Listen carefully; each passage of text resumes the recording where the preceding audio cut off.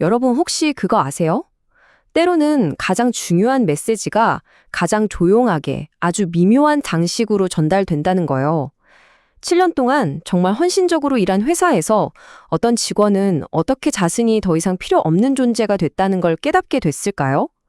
오늘 들려드릴 이야기는 바로 조용한 퇴직을 위한 회사의 아주 차가운 플레이북에 대한 겁니다. 자, 여기 이준호 씨가 있습니다. 입사 7년 차고요. 뭐랄까 팀의 에이스였죠. 지난 분기까지만 해도 핵심 프로젝트를 이끌었고요. 고객 평가도 늘 좋았고 후배들 멘토 역할도 톡톡히 했습니다. 한마디로 말해서 회사에 정말 충성하는 그런 유능한 인재였던 거죠. 그런데 말이죠. 그러던 어느 월요일 아침이었어요. 7년 동안 단 한 번도 빠진 적 없던 주간팀 회의 명단에 자기 이름이 없는 걸 발견한 거예요. 그래서 팀장한테 물어봤더니 돌아온 답장이 바로 이 한마디였습니다. 아, 준호 씨는 이번엔 파스하셔도 돼요. 아니, 그냥 대수롭지 않게 넘길 수도 있는 이 한마디가 어떻게 한 사람의 커리어를 끝내는 신호탄이 될 수 있는 걸까요? 여기에는요, 눈에 보이지 않는 아주 거대한 시스템이 작동하고 있습니다. 이 모든 과정의 첫 단계, 그건 아주 사소한 데서부터 시작됩니다. 바로 배제라는 거죠. 준호 씨가 겪은 첫 주는요, 정말 혼란 그 자체였을 거예요.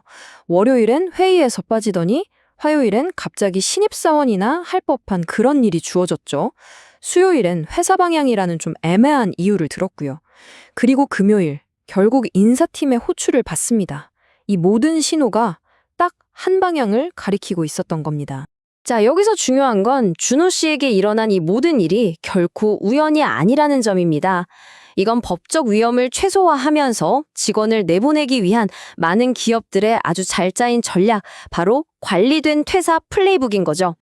여기서 핵심은 뭐냐면요. 회사의 이런 행동이 개인적인 감정 때문이 아니라는 거예요. 이건 바로 전략의 문제라는 거죠. 그러니까 직원의 능력이 부족해서가 아니라 회사가 앞으로 나아가려는 방향 자체가 바뀐 겁니다. 자, 이 관리된 퇴사라는 건 보통 5단계를 거치게 됩니다. 처음엔 핵심 업무에서 슬쩍 배제하고 중요하지 않은 일을 줍니다. 그러다 회사 방향이 바뀌어서라며 정당화를 하고요. 슬슬 인사팀이 개입하죠. 그리고 마지막은 완전한 고립입니다. 이게 바로 많은 기업들이 따르는 플레이북인 셈이죠. 이제 이 플레이북은 다음 단계로 넘어가면서 훨씬 더 노골적으로 변합니다. 미묘했던 신호들은 이제 고립이라는 아주 구체적인 기술로 진화하거든요. 어느 날 준호 씨가 딱 보니까요. 자기가 리드하던 프로젝트에 공유 폴더 접근 권한이 막혀 있는 거예요. 자신도 모르는 사이에 자기 일이 그냥 박탈되어 버린 거죠. 설령 회의에 초대되더라도요. 진짜 중요한 결정은 그가 없는 자리에서, 그가 모르는 사이에 이미 다 이루어집니다. 그는 조직의 의사결정 과정에서 완벽하게 소외되는 거죠.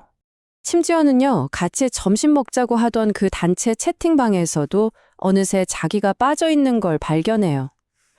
동료들이 악의를 갖고 의도적으로 그를 따돌리는 게 아닐 수도 있어요. 그냥 곧 떠날 사람으로 인식하고 본능적으로 거리를 두기 시작하는 거죠. 이 고립감이라는 게요, 이게 정말 믿을 수 없을 정도로 강력한 무기입니다. 93%. 이 숫자가 뭘 의미할까요? 바로 이렇게 조직적인 배제를 경험한 직원이 6개월 안에 스스로 회사를 떠나는 비율입니다. 이게 바로 심리학에서 말하는 조직적 배제라는 건데요. 왜 고립이 직원을 스스로 떠나게 만드는데 그토록 효과적인, 어쩌면 잔인한 도구인지를 잘 설명해 줍니다. 회사는 직접 해고하지 않고도 원하는 결과를 얻게 되는 거죠. 자, 이제부터는요, 이 비공식적인 과정이 아주 공식적인 절차로 탈바꿈합니다. 뭘 무기로 쓰냐고요? 바로 성과평가입니다. 준호 씨의 실제 성과랑 회사가 내세운 명분을 한번 보세요. 이 둘 사이에 어마어마한 괴리가 있죠?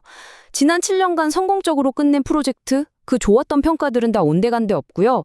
태도가 문제다, 협업이 부족하다처럼 측정할 수도 반박할 수도 없는 그런 모호한 이유들만 남게 된 거죠.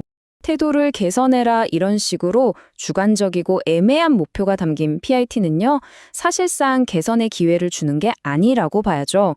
해고를 위한 절차적 정당성을 확보하려는 일종의 형식적인 과정에 가깝습니다.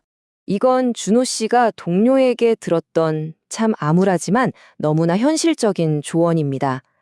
PIP의 진짜 목적이 뭔지 이보다 더 명확하게 보여주는 말도 없겠죠. 자, 바로 이 용어, 관리된 퇴사가 준호 씨가 겪은 이 모든 과정을 하나로 묶어주는 핵심 개념입니다. 배제에서 시작해서 고립, 평가, 그리고 PIP까지 이 모든 건 결국 관리된 퇴사라는 단 하나의 목표를 향한 단계들이었던 겁니다. 결국 준호 씨의 이야기는 우리에게 아주 중요한 교훈을 줍니다. 바로 경력을 바라보는 우리들의 관점 자체가 근본적으로 바뀌어야 한다는 거죠. 이런 관리된 퇴사에는요, 눈에 보이지 않는 비용이 따릅니다. 바로 남아있는 직원들의 사기와 생산성을 뚝 떨어뜨린다는 거죠. 모두가 어쩌면 다음은 내 차례일 수 있겠다고 생각하는 그런 환경에서 혁신이 일어나긴 어렵잖아요. 그래서 결국 준호 씨가 받아들여야만 했던 새로운 경영 모델이 바로 이 프로티언 커리어입니다. 이건 더 이상 조직에 충성하는 게 아니라 나 자신이 내 경력의 주인이 되는 거예요. 회사가 아니라 내 가치를 따르고 승진이 아니라 내 심리적 만족을 목표로 삼는 거죠.